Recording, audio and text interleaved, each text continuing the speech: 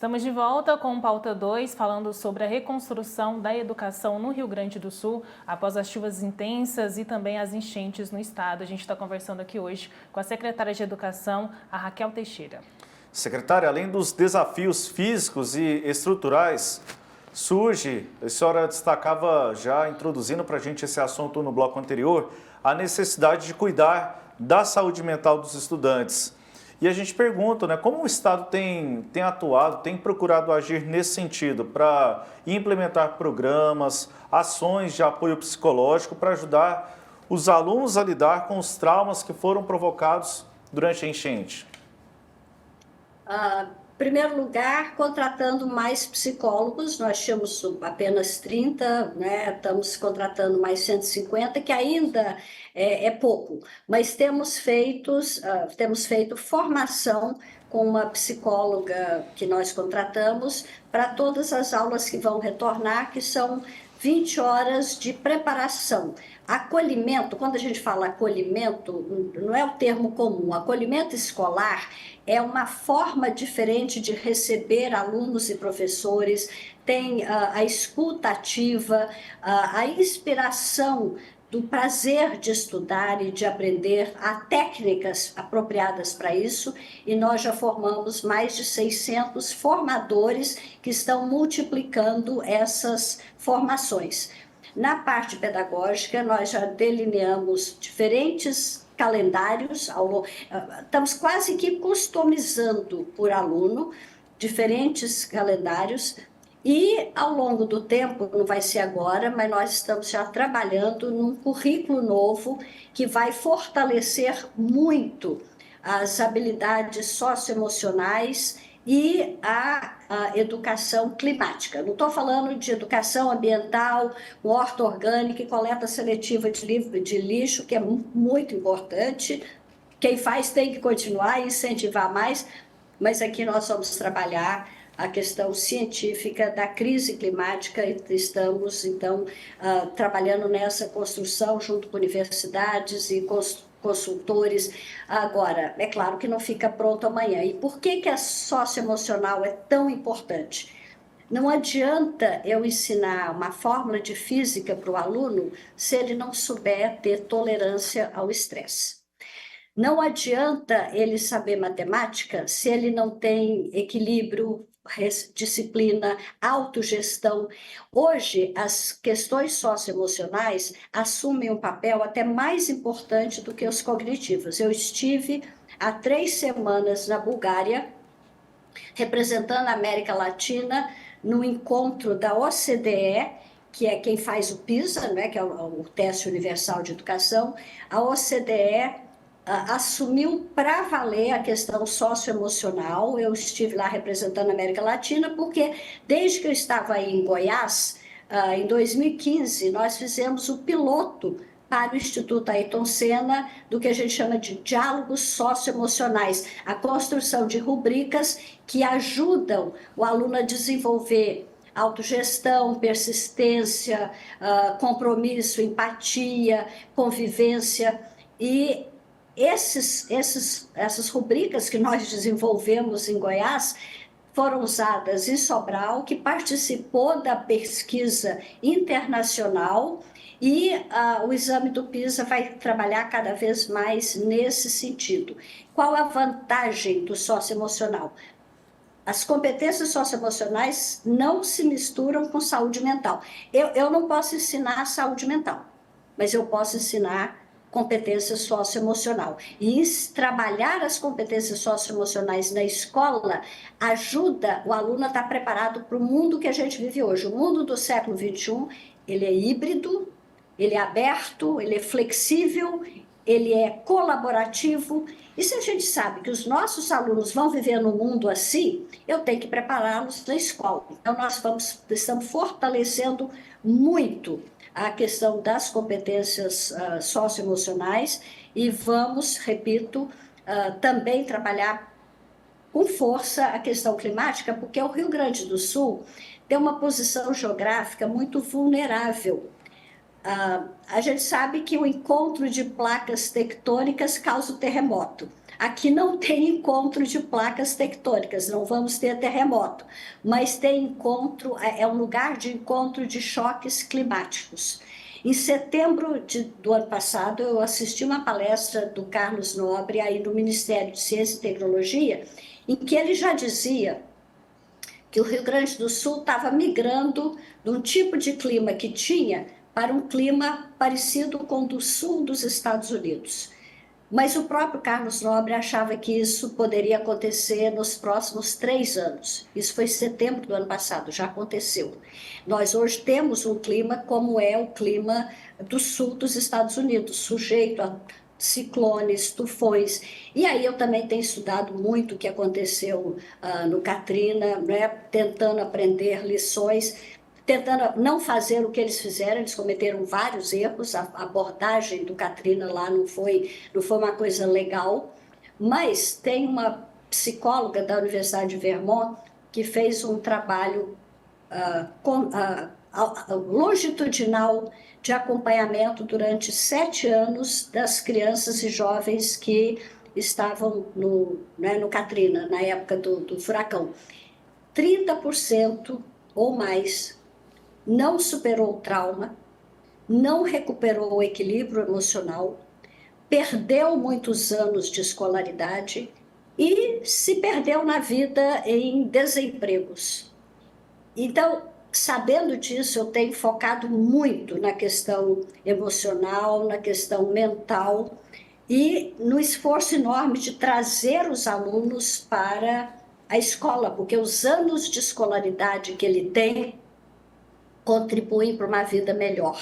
O aluno não pode perder o vínculo com a escola e não pode perder o sentimento de que a escola é um lugar que se aprende, que se cresce, que se evolui, que define uma vida melhor, porque muitas vezes a criança que fracassa na escola fracassa na vida. Então, o impacto na população é imenso e eu estou tendo muito cuidado com a questão cognitiva, claro, mas nesse momento até mais a questão emocional e de saúde mental mesmo. E lembrando, né, secretária, que ainda a comunidade, o mundo todo ainda se recupera dos efeitos psicológicos da pandemia. E ainda falando sobre a pandemia da Covid-19, fazendo uma relação, porque a senhora já explicou que o cenário no Rio Grande do Sul é bem pior do que foi na pandemia, no âmbito educacional, por diversos fatores, mas na época da pandemia havia o ensino remoto, né? As crianças, os adolescentes tinham a possibilidade de estudarem de casa. Essa é uma possibilidade para o Rio Grande do Sul? É claro que ainda há muitos lugares, regiões sem energia elétrica, mas em algum momento vai ser uma possibilidade que vocês esperam poder utilizar? O ensino remoto que aconteceu na pandemia ainda era muito iniciante, ele não teve o benefício que que algumas pessoas esperavam, mas ele teve a enorme vantagem de manter o vínculo do aluno com a escola. O meu medo é o aluno perder o vínculo com a escola. Então, mesmo que não aprenda do melhor jeito, ou não aprenda tudo, a manutenção do vínculo é importante. E agora é muito melhor, muito pior, como eu disse, muito mais difícil, porque eu não sei onde os alunos estão para trazê-los para a escola e eu não tenho acesso aos endereços, aos mecanismos de busca ativa. Vou te dar um exemplo daqui de Porto Alegre. Aqui tem várias ilhas, não sei se quem não conhece, a gente tem escolas nas ilhas. Então, 4 escolas que eu tenho nas ilhas, só aí são 1.300 alunos. Lá não tem como reconstruir. As ilhas submergiram e é um lugar que não vale a pena ser reconstruído. Só que, nesse caso, é um caso típico para construir uma escola de campanha, com modular, com lona, o que for. Mas eu vou construir essa escola onde? Eu não tenho espaço, eu não tenho terreno para construir a escola de campanha e eu não sei onde esses alunos dessas 4 escolas das ilhas, onde eles se separaram, onde que eles estão. Então, o nível de dificuldade que a gente tem aqui é esse. Onde é que eu vou fazer escola de campanha? Tem uma aldeia indígena que foi inteira destruída. eu vou fazer uma escola de campanha lá. As escolas indígenas são menores, é relativamente mais fácil, porque com mecanismo modular, de container, você refaz uma escola. Mas em alguns lugares eu não sei onde refazer, porque a aldeia toda vai ter que mudar. E aí a aldeia vai para onde? É bem complexo, Secretária, muito complexo. é que, na verdade, esses moradores que a senhora se refere, naturalmente, e eu comento muito isso aqui, explicando para as pessoas aqui no estado de Goiás, né, que não conhecem o Rio Grande do Sul, que naturalmente são atingidas, né? As populações do Vale do Taquari naturalmente eram atingidas, ficavam 1 ou 2 dias fora de casa, já sabia o ginásio que iam ser abrigados e voltavam 2, 3 dias depois, uma semana no máximo e tal. Então essas populações que a senhora se refere talvez não voltem, realmente não voltem. Mas tem algumas questões importantes, como na minha região aí, que é a região de Santa Cruz do Sul, que a senhora mencionou há pouco, que até não foi tão atingida, mas a cidade ao lado de Sinimbu, ela sumiu do mapa. Essa situação me parece mais desafiadora, porque aí é uma comunidade que não estava acostumada a isso. Né? E eu acho que o que pega muito no Rio Grande do Sul é isso, que são pessoas que nunca foram atingidas desta forma e que agora não conseguem mais voltar. E eu fico imaginando, o desafio é porque o aluno vai para a sala de aula e ele volta para casa. E ele vai sair da sala de aula hoje, ele vai para onde? Porque ele não tem casa. Então eu fico imaginando esse desafio de tentar equacionar isso, né? Porque são situações diferentes. Né? Muito diferentes. Cada situação é uma situação. Santa Cruz do Sul não foi muito atingida, Sinimbu foi, Venâncio Aires também. Nós temos uma escola em Venâncio Aires, a Mariante, que é a terceira vez que ela é destruída, não vamos reconstruí-la onde ela é onde eu consegui colocá-los na Universidade de Santa Cruz do Sul, enquanto a gente define um outro passo para reconstruí-la. Agora, você falou do Vale do Taquari, por exemplo, Roca Salles. Roca Salles tem uma escola querida, antiga, tradicional, Padre Fernando, que foi completamente destruída em setembro e já é a terceira vez que a escola é atingida. Quando eu estive lá em setembro, eu conversando com a comunidade, eu falei, olha, vamos pensar no outro espaço para reconstruir essa escola, porque cada chuva que vier, ela vai ser destruída. As pessoas começaram a chorar, Gerson. Mas eu estudei aqui, minha mãe estudou aqui, meu pai estudou ali. Eles preferem, às vezes, insistir numa reconstrução pelos laços afetivos, mas agora não dá mais. Já avisei, Padre Fernando e Roca Salles, nunca mais. A gente vai ter que arranjar outro espaço, outro lugar. Essa é uma questão que eu queria abordar com a senhora, porque envolve a questão cultural, principalmente claro. Nessas regiões, que são descendentes de alemães, lá na Serra de italianos, eles carregam muito forte essa questão cultural. Como é que vocês vão tratar isso? Porque eles não vão querer deixar esse lugar. A vida deles é ali, o bisavô, o tataravô, foi ele que se instalou ali e que construiu aquela cidade. Né? Eu fico imaginando esse desafio porque tem essa questão cultural muito forte. Né? Muito forte, tudo aqui funciona famílias, né? É muito diferente de Goiás. As primeiras vezes que eu fui em alguma feira agropecuária, tem lá, família tal, queijo, família tal, azeite, família tal, embutido, são coisas de família. A agricultura familiar aqui é muito forte, é muito linda. Eu tenho várias escolas rurais, várias escolas técnicas rurais, e é lindo ver o movimento dos filhos.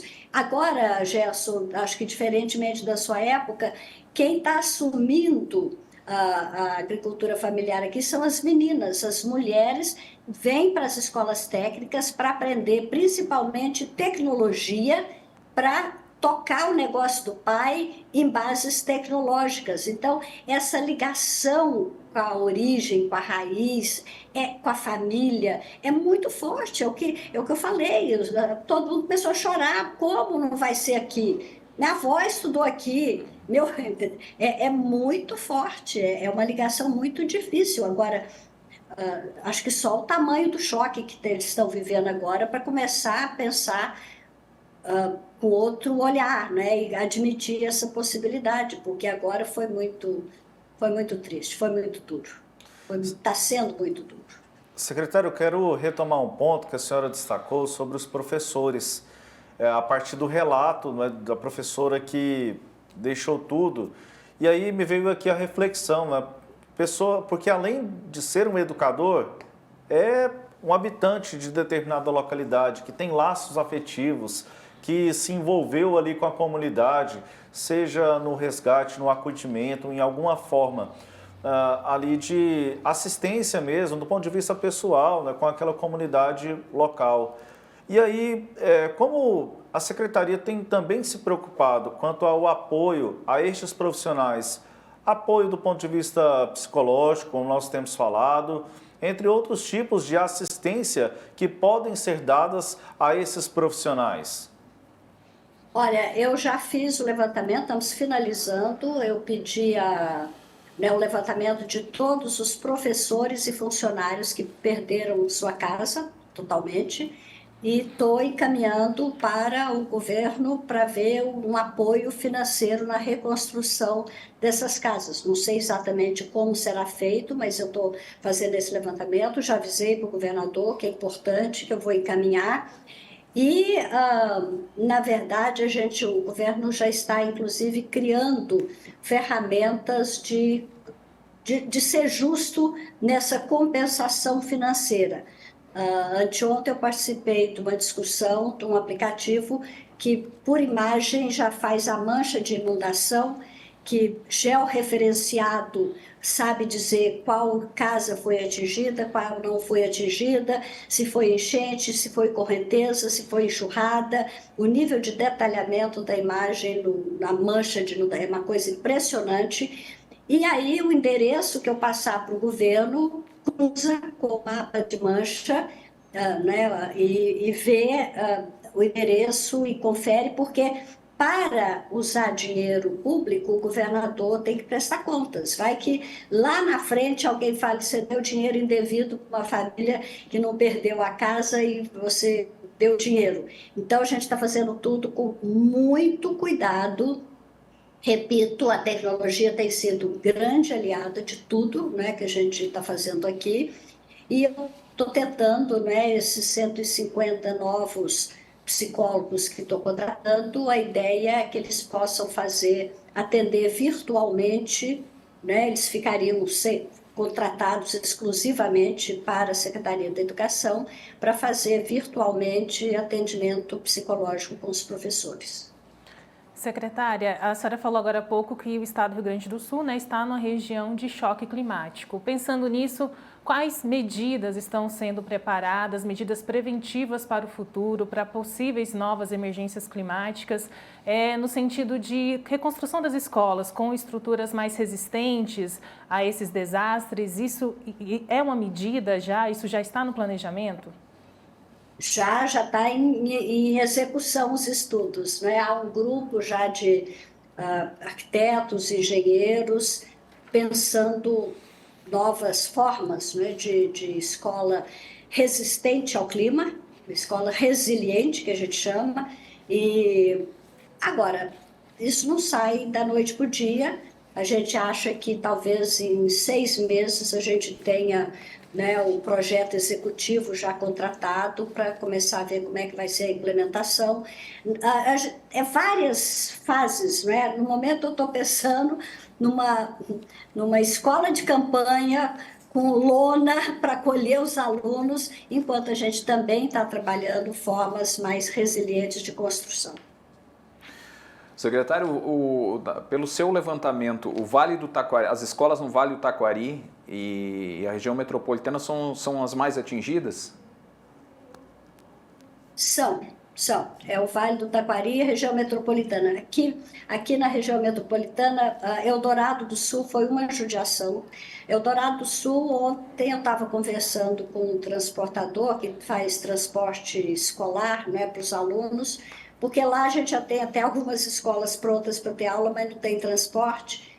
E eles perderam, não tem ônibus. Os ônibus deles inundaram, ficaram submersos, acabou. Então, a gente não tem nem ônibus para poder fazer o transporte escolar. Mas Eldorado do Sul, Roca Salles, Mussum, Lajeado, Estrela, Guaíba, Viamão, Porto Alegre, sim, foram as áreas mais atingidas. Secretária... não, Canoas também, que aqui na região metropolitana, Canoas, muito atingida. A carência, ela é muito grande. São diversas situações que a senhora relatou para nós aqui no programa, que nós que estamos à distância, elas nos causam assim, uma perplexidade, assim, de tamanha necessidade, não é, que o povo gaúcho enfrenta nesse momento. E os recursos? A gente vê mobilizações aí do governo do estado, mobilizações federais, extragovernamentais também, as mobilizações, mas para poder realizar os projetos, sejam de forma imediata, né, para poder fazer esse socorro, esse atendimento, né, nesse primeiro instante, ou para a segunda etapa de reconstrução mesmo. Como a Secretaria está se organizando em relação aos recursos? De onde poderão vir recursos disponíveis para fazer essa reconstrução? Olha, eu tenho grupos de trabalho constituídos com o terceiro setor praticamente todo, e todos eles estão contribuindo. A própria busca do modelo resiliente de construção está sendo bancado por um parceiro do terceiro setor. Até agora eu não tive problema. O que eu pedi para o governador, ele autorizou. Quero 150 psicólogos, quero 20 novos analistas de educação administrativa. Não está tendo, né, não estou sendo barrada nas demandas, até porque todos reconhecem o papel essencial da educação para a formação das pessoas que o Rio Grande do Sul vai precisar. O Rio Grande do Sul vai precisar cada vez mais de pessoas qualificadas, com capacidade intelectual, mental, emocional, de propor soluções para os desafios climáticos, né? O século XXI todo, a gente precisa disso em todo lugar, Goiás também, o Brasil inteiro precisa, porque o século XXI é um século de mudanças profundas, tecnológicas, climáticas, crises econômicas, crises políticas, crises sociais, envelhecimento da população. O Rio Grande do Sul foi o primeiro estado do Brasil que já virou o bônus demográfico. Então, é um estado caminhando de forma célere para um envelhecimento da população. Então, quem está na escola hoje, um aluninho que eu tenho lá na ilha, eu tenho que ir atrás dele, porque ele é essencial para a sua vida pessoal e da sua família, mas para o estado como um todo. Então, acho que até diante da prioridade que o governador dá à educação e o apoio, felizmente eu cheguei aqui tendo caminhado muito em Goiás, com boas relações nacionais, né, em universidades, do terceiro setor, na iniciativa privada, enfim, está todo mundo muito envolvido. Eu estou profundamente grata à solidariedade de todos, apoiando técnica e financeiramente. Agora há pouco a senhora falou sobre a educação climática e nesse instante convido a senhora a assistir, todos que nos acompanham, uma declaração do governador Eduardo Leite. Ele também tem feito manifestações a respeito deste assunto, a respeito da educação climática que pode ser desenvolvida e deixando como uma mudança de rota a partir de agora, não só para o povo gaúcho, mas para todos nós brasileiros. Vamos conferir.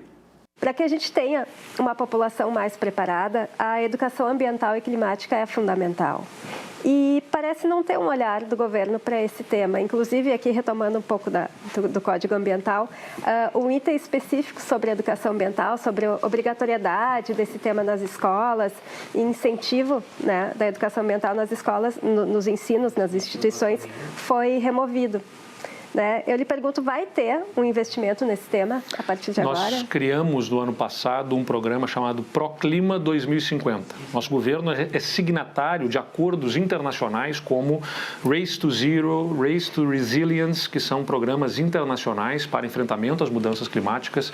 Nós estabelecemos um protocolo de cooperação com o ICLEI, que é uma rede, uma organização de uma rede de cooperação pela sustentabilidade, que nos dá suporte técnico e orientação para estabelecermos uma governança multinível, que é um desafio, porque não é o Estado sozinho quem deve fazer o enfrentamento das mudanças climáticas, a gente precisa mobilizar as prefeituras também. Aliás, no ano passado, eu assinei um decreto que estabeleceu uma regra aqui no Rio Grande do Sul. Prefeito que quer recurso do governo do Estado para qualquer obra, né, quer fazer obra de asfalto, quer fazer um ginásio esportivo com recurso do governo do Estado, e a gente é parceiro dos prefeitos para isso, tem que apresentar uma série de itens para o Estado. Entre eles, apresentar a formação da Comissão Municipal de Mudanças Climáticas. O prefeito quer recurso para asfaltar, quer parceria do governo do Estado, o prefeito tem que ser parceiro do governo do Estado também nas ações que nós entendemos importantes. E com isso, a gente conseguiu que dos 497 municípios do Estado, 494 estabelecessem as suas comissões de enfrentamento às mudanças climáticas, ajudando a gente a promover essa governança sobre as mudanças climáticas. E com isso, a gente vai implementando ações que estão sendo estruturadas dentro desse protocolo do ProClima 2050 e que envolve também a educação ambiental, o que, sem dúvida, faz parte de uma estratégia, inclusive, de defesa civil. Para os municípios onde a gente observa especial vulnerabilidade, notadamente o Vale do Taquari, por exemplo, a defesa civil não será apenas tecnologia para emitir alertas e, por exemplo, também cobrarmos do governo federal o que não foi liberado, tinham prometido para o ano passado e não liberaram, que é o chamado Cell Broadcast, que é uma funcionalidade para emitir os alertas nos celulares, independentemente de SMS, é um pop-up, né? Um alerta que deve, pela antena, pega todos os celulares que estão em um determinado raio e emite um alerta. Eles prometeram que ia entrar em operação para o Rio Grande do Sul, pelo menos nessas cidades críticas, no ano passado não entrou. A gente precisa que isso saia do papel, mas a gente precisa também educar a população para reagir nos momentos de desastres. Se a gente não fizer a educação antes para entender a cota da cidade, quais são as áreas vulneráveis e tudo mais, fica muito mais difícil promover, sem dúvida nenhuma. A senhora fala que está sendo feito, investimento nisso, mas parece que não chega à população, né? Bom, são esforços que podem ser até aqui ainda insuficientes e que por isso a gente precisa reforçar. Está muito claro para mim, a gente precisa robustecer, reforçar, isso tem que vir para um outro patamar de relevância, o que não significa que o Estado não estivesse fazendo nada. Secretária, independente esse foi um trecho do Roda Viva de segunda-feira, que nós fizemos questão de fazer esse recorte, porque fala de educação ambiental, independente da questão de código ou não, eu acho que, pelo que eu ouvi, o governador tem razão em algumas coisas e talvez outras que tenham que avançar, mas eu lhe pergunto, a educação ambiental, como é que a senhora enxerga isso? E eu sei que tem um desafio, né? Porque não é tão simples implantar a educação ambiental na escola sem treinar o professor, enfim, tem todo um aparato técnico que precisa para a implantação dessa educação ambiental. Quando se fala em educação ambiental, parece que é tão simples, né? Eu queria que a senhora falasse um pouco sobre isso. Não, e na verdade, Gerson, ninguém tem programa de educação climática pronto. A educação ambiental, até agora, tem se limitado às questões de horta, de coleta seletiva, dos impactos, que é muito importante. Eu estou falando de uma educação climática em outros patamares. Estou trabalhando com a URGS, com a Unicinos e com ONGs, grupos do terceiro setor, que inclusive já trabalham com isso. Você pega o grupo Alana, por exemplo, né, que da Ana Lúcia Vilela, que é uma pessoa que investe muito, eles trabalham há muito tempo o que chama Nature Based School, escola baseada na natureza, em que há toda uma relação da criança com a natureza, começando desde a educação infantil. Então, o que nós estamos montando, ninguém tem uma resposta pronta. O que nós estamos montando, com apoio de ONGs e de universidades que têm experiência, e a Alana, além da Nature Based School, tem toda uma vivência de estudo de crises climáticas no mundo inteiro, é uma das pessoas que, inclusive, está ajudando a pensar a construção resiliente, contratando, né, indo atrás dos especialistas. Há um grande arquiteto chinês especialista em estruturas flutuantes, por exemplo. Então, a gente está trabalhando intensamente, mas não tem nada pronto. Eu desafio alguém mostrar um programa de educação climática como nós precisamos hoje, que esteja pronto. O que o governador mostrou é que nós fazemos parte de um complexo grande de estudos, pesquisas, mas a adaptação para a escola eu estou fazendo agora. Então, eu quero muito voltar na Sagres para falar como ele será, mas hoje eu estaria mentindo, porque nós estamos em processo de construção. Ele não está acabado, ele pode ser mudado, ele pode ser melhorado. E com certeza, secretária, a gente aguarda a senhora em outras oportunidades para falar destas, de outras ações também, e a gente espera com boas notícias.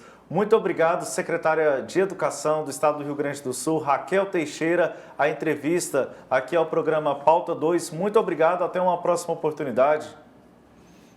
Eu que agradeço, quero voltar sim para falar de educação socioemocional e de educação climática. Nós vamos mostrar para o Brasil e para o mundo como se faz isso. Brincadeira à parte, estou nesse momento muito motivada. Acho que, como toda crise, é uma oportunidade para se construir coisas novas. O povo gaúcho é de um compromisso e de um amor muito grande, todos, né, se envolvendo muito. O Brasil se comoveu com a situação do Rio Grande do Sul, e não é nem só comoção. O Rio Grande do Sul é a 4ª economia do Brasil. Qualquer retrocesso aqui afeta todo o Brasil.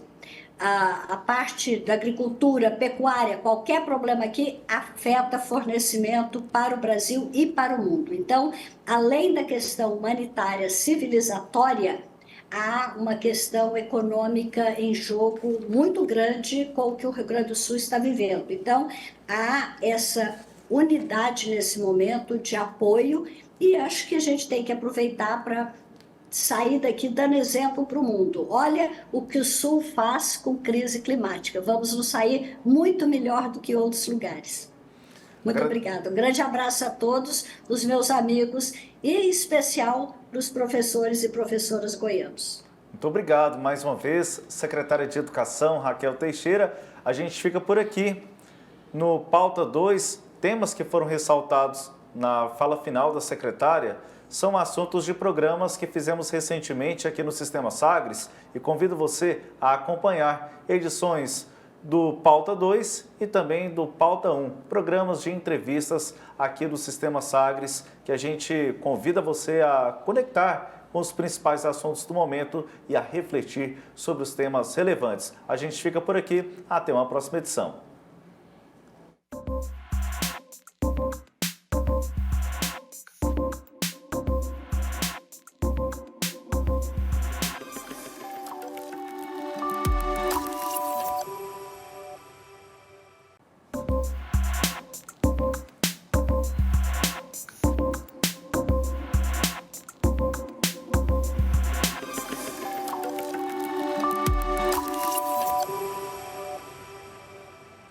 Olá, sejam muito bem-vindos ao Pauta 2, programa que te conecta com os principais assuntos do momento e também leva você a uma reflexão dos temas relevantes da semana.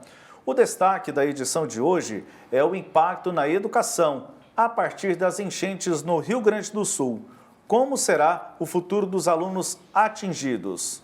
Diversas regiões foram afetadas pelas chuvas intensas, resultando em danos significativos e, é claro, as escolas também foram impactadas, afetando milhares de estudantes e profissionais da educação. No programa de hoje, nós vamos falar quais foram as medidas tomadas e quais reflexões podem ser feitas quanto ao desenvolvimento dos alunos.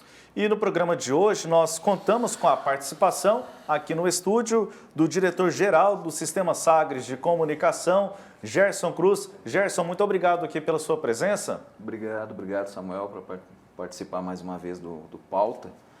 E eu, como um gaúcho e como todo gaúcho, sofrendo nesse momento, né, vendo a situação do estado do Rio Grande do Sul, e a distância parece que fica mais difícil, né? Evidentemente que não como quem está lá enfrentando toda essa dificuldade, mas a gente sofre a distância, né? E como todos os gaúchos nesse momento, estamos muito impactados com tudo que está acontecendo. No primeiro programa, você disse que retorna aqui ao Pauta 2, você disse que esteve aqui conosco e na ocasião nós tratamos aqui a respeito dos impactos diretos, né, do que aconteceu, quais foram as causas, e agora a gente já parte para a reconstrução nesse ponto específico da educação. Gerson. Pois é, eu acho que, enfim, nós vamos ouvir daqui a pouco a secretária falando sobre isso, mas essa é uma próxima etapa do Estado, né? Reconstruir. As pessoas estão entendendo agora o tamanho da tragédia, com a água baixando, pelo que a informação que eu tive agora, o Guaíba, o lago que eu sempre chamei de rio, né, desde quando morei em Porto Alegre por 10 anos, a gente chamava de rio, está com 3,90, né, a água está baixando, as pessoas estão conseguindo voltar, mas o impacto é muito grande, né, é muito grande. E eu acredito que na educação o desafio deve ser também, né, muito grande daqui para frente. Nós, então, damos destaque, você anunciou a presença da secretária de Educação, Jéssica, e já temos ela em contato conosco. Justamente, Samuel, para falar então desse tema, né, sobre a educação no estado do Rio Grande do Sul, a gente está conversando a partir de agora com a secretária de Educação do Rio Grande do Sul, a goiana Raquel Teixeira. Secretária, bem-vinda aqui ao Pauta 2. Ter caras conhecidas e de falar no meu estado, não é? Eu queria dizer para o Gerson que gaúchos e goiúchos estão devastados, viu? Porque eu já virei goiúcha. E com essa crise climática que eu estou vivendo, eu admiro cada dia mais, sempre admirei o povo gaúcho, mas admiro mais ainda o espírito aguerrido, a coragem, a determinação e principalmente o amor que o gaúcho tem à sua terra. Esses são os elementos principais que vão estar presentes e ajudar esse processo de reconstrução, que será muito dura, será longo, a gente vai precisar de muita resiliência, muita coragem, muita ciência, informação científica correta, né? E muito, muito, muito dinheiro. Então, há um longo caminho aí pela frente. Nesse momento em que o Guaíba começa a baixar, que o Gerson apontou, começa também uma nova etapa, né? Começa a aparecer os animais mortos, começa o mau cheiro, começam as doenças, já tem gente que morreu de leptospirose, tifo, enfim, o Rio Grande do Sul vai ter várias etapas. Na educação, nós temos uma situação extremamente desafiadora, porque não foi o Rio Grande do Sul inteiro que foi afetado pelas enchentes. Então, você pega regiões como Carazinho, Ijuí, Três Passos, Santo Ângelo, São Borba, Erechim, está tendo aula normalmente. Quer dizer, não normalmente porque no dia, fazendo um pouco de retrospectiva aqui, no dia 29 de abril, nós já tínhamos sinalização da Defesa Civil e do Serviço de Meteorologia que viria uma carga pesada pela frente. Aproveitando o feriado de 1º de maio, eu já suspendi as aulas nos dias 2 e 3, deixando para retomar no dia 6. Dia 6, inclusive, era uma volta só dos professores para analisar a situação de cada escola. A partir do dia 6 de maio, no dia 7, 1.200 escolas já estavam em condições perfeitas de retorno. O Rio Grande do Sul tem 2.340 escolas. 1.200 não tiveram problema nenhum, nenhuma interrupção.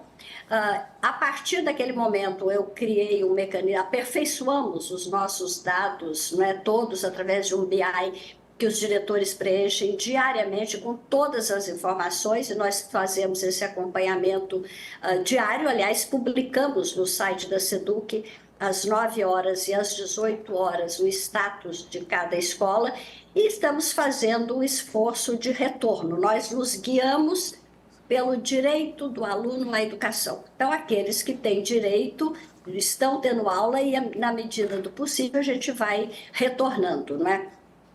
Temos ainda 560 escolas com muita dificuldade de voltar, 400 e poucas ainda sem previsão, e isso é que me preocupa mais, porque nós ainda temos, dos 750 mil alunos, nós ainda temos 180 mil estudantes que não têm previsão de retorno. Por que eles não têm previsão de retorno? Ou a escola foi destruída e vai ter que ser reconstruída, muitas terão que ser reconstruídas em outros lugares. Essa escola Moinhos que vocês mostraram aí na apresentação, ela não pode ficar nesse lugar, ela vai ter que ser reconstruída em outro lugar, mas a gente não sabe aonde, porque a comunidade escolar acabou. Todo mundo que morava aí mudou. Então, a gente não sabe nem onde que vai precisar de uma outra escola. Está havendo uma migração grande, uma imagem que parecia para mim uma coisa muito distante, que era o refugiado climático, é uma realidade aqui agora, as pessoas estão mudando de município. Conversei com uma professora que falou, estou indo embora, secretária, eu não aguento perder tudo pela terceira vez. Então, esses alunos, ou a escola vai ter que ser reconstruída, algumas em lugares diferentes do original. Secretária? Algumas, pois não? Aqui apenas para ilustrar alguns números, né, a gente coloca à disposição do telespectador que acompanha o programa números que a senhora relata que são extremamente relevantes, né, para a gente ter a dimensão e até a comparação com a nossa realidade local aqui no estado de Goiás, quanto à rede pública de educação do estado do Rio Grande do Sul. A senhora citou o número, e aqui eu reforço, são 2.340 escolas. A senhora citou um número um pouco acima de 400 escolas, ainda sem a data prevista. De acordo com o painel de situação desenvolvido pelo governo do Rio Grande do Sul, esse painel ele é atualizado diariamente. A nossa última atualização é desta quarta-feira, são 439 escolas, ainda sem uma data prevista para o retorno. A secretária detalha para a gente esses pontos sobre os estudantes. São mais de 741 mil estudantes na rede pública de ensino do estado do Rio Grande do Sul. Jéssica. Secretária, inicialmente falando sobre as escolas danificadas, como que está sendo esse plano de recuperação, esse planejamento diante dessa realidade que a senhora acaba de nos contar, de escolas em locais, em comunidades onde não há um lugar para reconstruir a escola e nem mesmo a comunidade escolar. Como que está sendo feito esse planejamento de recuperação diante dessa realidade? Olha, um trabalho intenso, Jéssica. Nós ficamos 24 horas por dia. Aliás, acho que estamos respondendo com muita agilidade. Criamos um mecanismo diferente de contratação. Temos atas de registro de preço para reforma de escola, para construção de escola, o que dá agilidade na retomada, porque se a gente olha, por exemplo, Mariana, 6 meses depois as escolas começaram a reabrir, mesmo em Nova Orleans, no Katrina, 6 meses, 1 ano, nós já estamos retornando com muita agilidade nas reformas necessárias, tanto que em 15 dias, de 1.200, já passamos para mais de 1.800 escolas que retornaram. Agora, os casos mais graves, eles são mais desafiadores, porque, como eu estava dizendo, não tem comunidade escolar mais. A gente vai reconstruir onde? Outras escolas estão perfeitamente funcionando, aguardando os alunos. Você pega Sinimbu. Nós temos uma escola de 190 alunos, pronta para funcionar desde a semana passada, mas só 15 alunos apareceram porque caíram 15 pontes nesse município de Sinimbu. Então, as pessoas não têm acesso. E, claro, há algumas premissas para o retorno às aulas. A escola tem que estar segura. O que é uma escola segura? Ela tem que ter a infraestrutura adequada, ela tem que ter os equipamentos lá e ela tem que ter os professores e os funcionários. A escola não é só o prédio, é o prédio, o equipamento e as pessoas.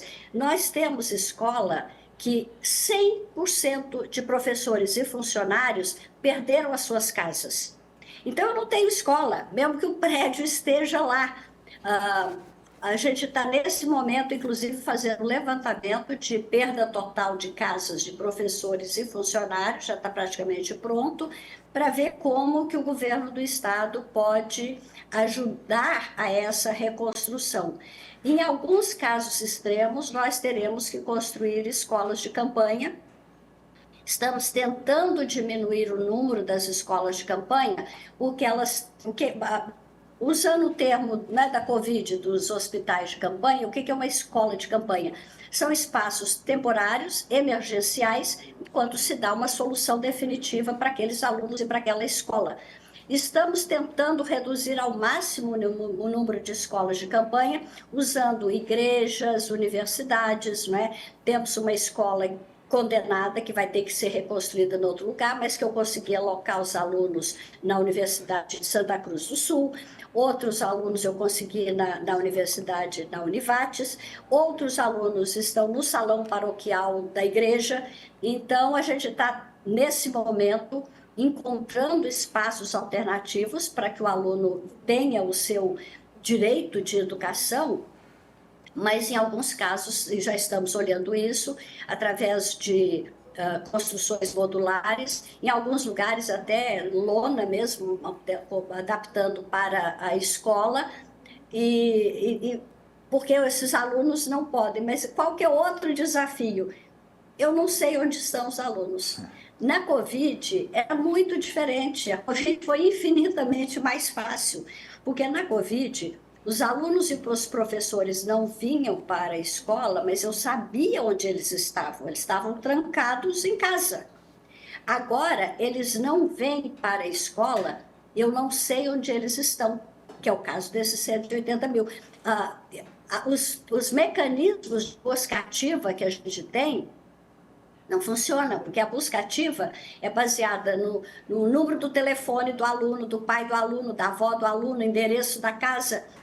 Não tem mais, a gente não tem essas informações de telefone, de endereço, então alguns estão espalhados em abrigos. Nós temos 88 escolas que viraram abrigos, e que eu também vou ter que, aos poucos, ir canalizando as pessoas abrigadas para outros lugares, para que a escola possa retomar o seu papel de escola. Ou seja, é uma situação muito diversa. Cada caso é quase que um caso, o que me dá o desafio como gestora de ter que trabalhar com vários calendários escolares dentro de um mesmo calendário escolar.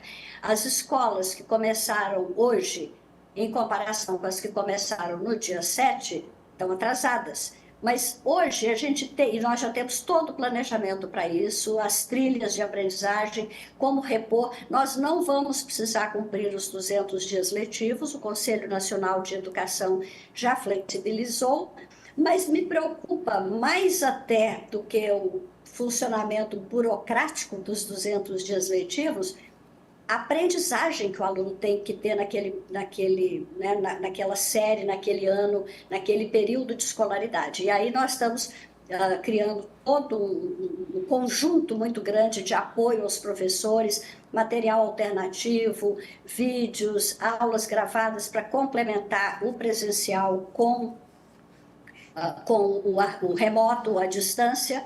Agora, as situações mais graves, digamos que eu só consiga retornar em agosto para um determinado grupo, a gente vai considerar o ano letivo como sendo 2024, 2025, ou seja, o que não foi dado de 2024 em termos de conteúdo este ano, a gente retoma 2025 com aquele conteúdo não terminado, antes de entrar com material novo.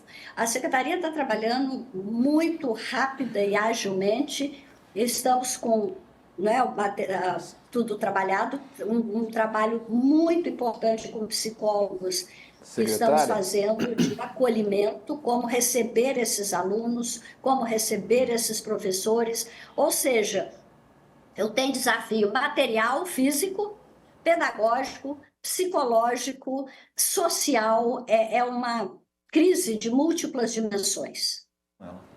Secretária, é exatamente essa questão que eu queria abordar, e é muito interessante a sua fala. Eu particularmente não quando a gente fala em escola, mas não é físico, né? Se fosse o físico, talvez fosse o mais fácil, né? Mais fácil. Mas o desafio do Rio Grande do Sul e da sua pasta é bem maior do que isso. Primeiro passa por encontrar o menino. Olha o desafio que deve ser isso, encontrar o menino. Porque hoje, mais do que nunca, me parece que assim, quando a gente avalia a escola, a gente enxerga um prédio, né? E ela não é somente isso. Ela é a família, é o professor, é a direção, enfim. E eu fico imaginando a dificuldade de compor, né, de compor essa escola, porque o prédio a gente ergue, né?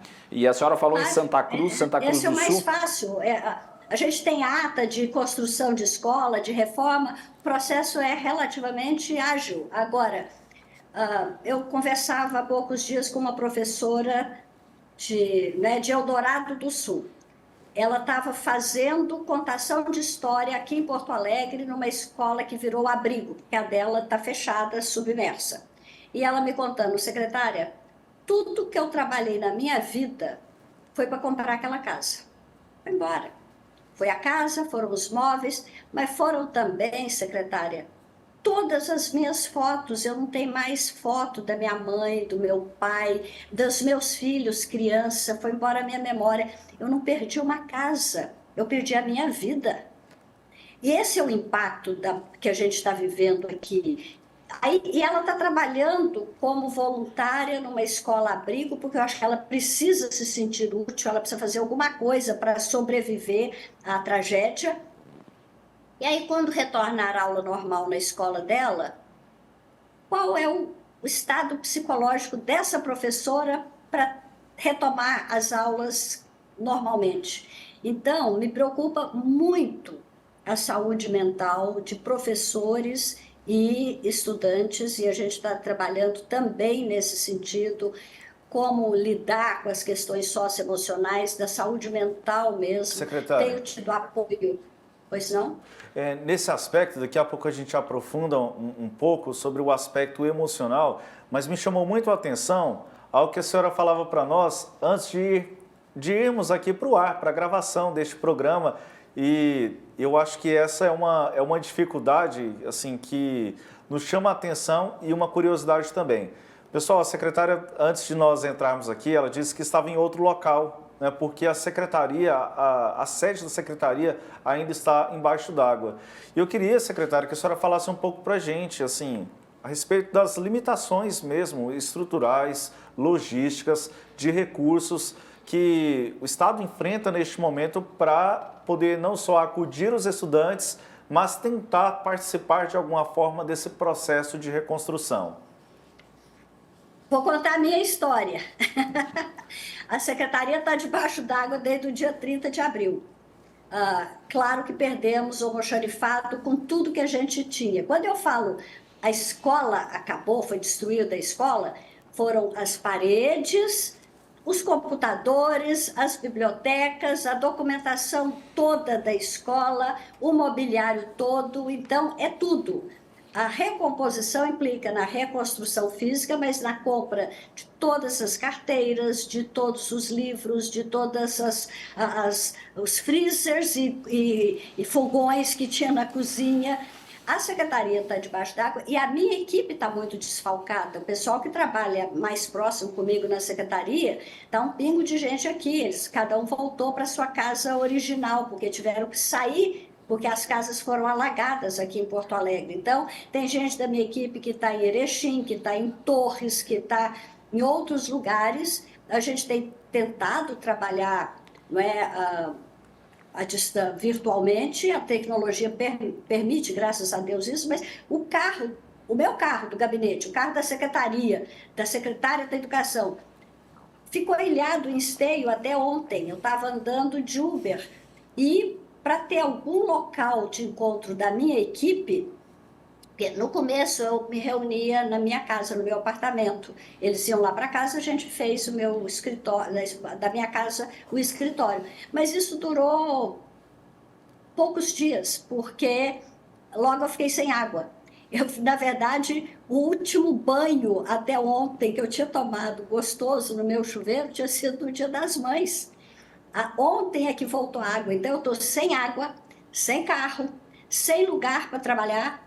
Aí, num primeiro momento, eu falei com o reitor da Unicinos, ele arranjou um espaço, a minha equipe estava lá, mas o governador depois improvisou um centro administrativo na outra ponta da cidade. Estava muito difícil para mim pegar Uber, ir lá para Unicinos, numa ponta da cidade, pegar Uber, ir lá para outra ponta onde o governador está trabalhando com os secretários.